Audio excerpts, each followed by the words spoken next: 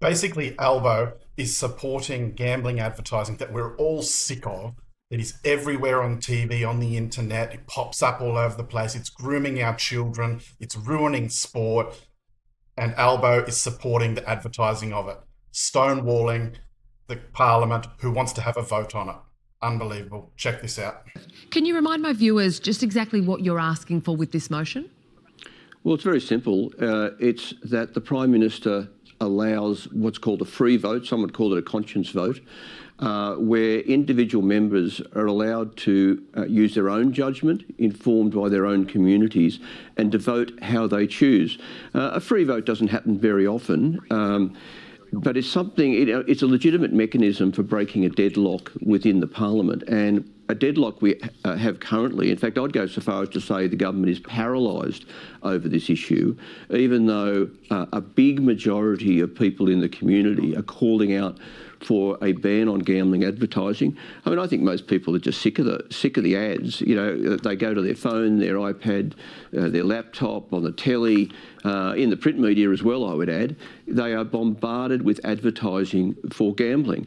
Even if you're just watching the Ashes earlier in the week, just watching that telecast and seeing the ball race out towards the rope near the boundary, you know, you're seeing Bet365 written on the, on the fence and on the rope.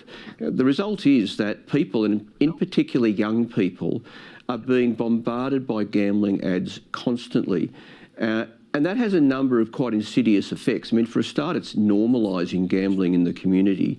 You know, when you've got primary school kids talking about the odds for their footy team that weekend, when you've even got odds being used in maths classes as a means for teaching, you know, some elements of mathematics, I mean, that's just plain wrong. In fact, I go so far as to say it's grooming children for a lifetime of gambling. So there was a recommendation of a parliamentary committee about 2.5 years ago. In fact, there were 31 recommendations, but the flagship recommendation was that over 3 years, gambling advertising be phased out. But for a range of reasons, the government is paralysed and is refusing to go ahead with that recommendation. Yeah, Andrew, you have been pushing this since before the last federal election. What makes you think you might be successful this time? Well, what's changed is the number of people on the backbenches who clearly want a vote on clearly want a ban on gambling advertising and are attracted to the idea of a free vote.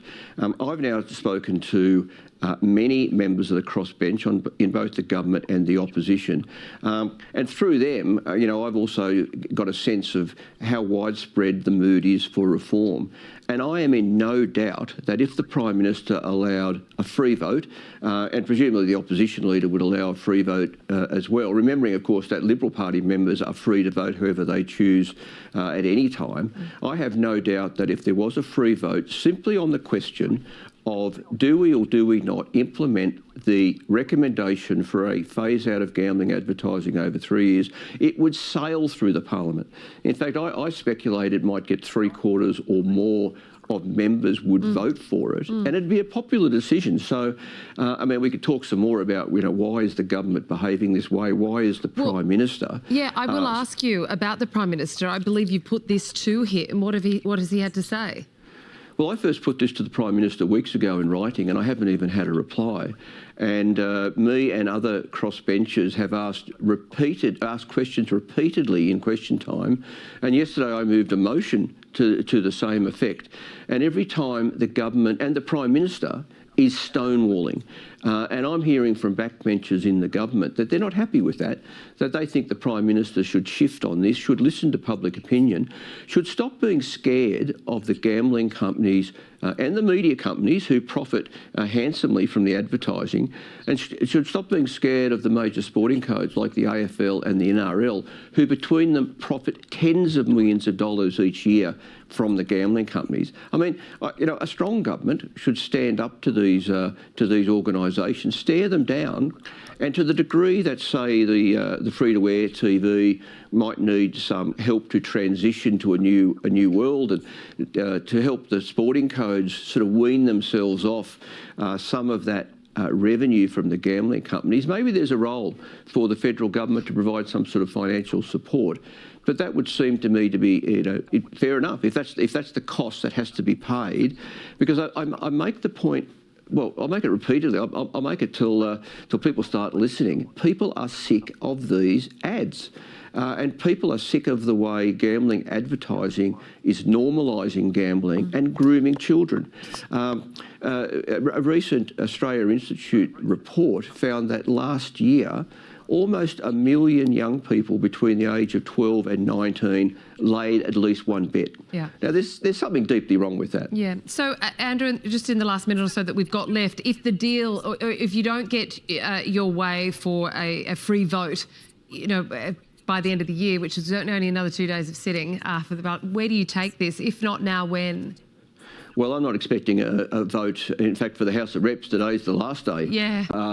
Look, we will continue to chip away next year. I can speak for most of my crossbench colleagues. We are very exercised about this, and we are going to continue this fairly high tempo of lobbying into next year, because I think we're making a difference. Like when we had the vote yesterday on my motion, which was voted down by the government, it was very telling that Mary Aldred, a member of the Liberal Party, crossed the floor and sat with the crossbench. Mike Freelander, a member of the government, seemed to have abstained. He certainly wasn't in the chamber. I think we're slowly chipping away here and getting more and more support for reform, maybe for a free vote, and eventually I think the PM's going to have to buckle.